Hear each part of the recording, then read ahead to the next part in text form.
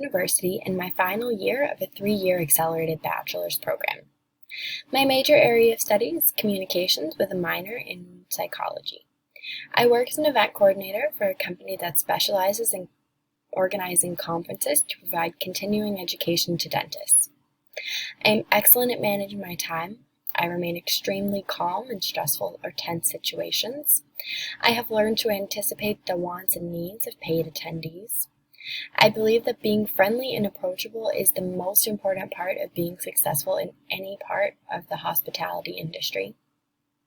I enjoy the professional and social interaction that becomes a part of the brand image of a company that's dedicated to being a community.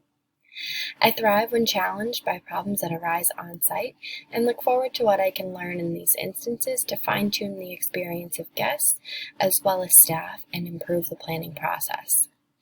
I am dedicated to being the best that I can be and invest that in everything that I do, both personally and professionally. I think that everything is a learning experience from which we can grow and work at maintaining positivity.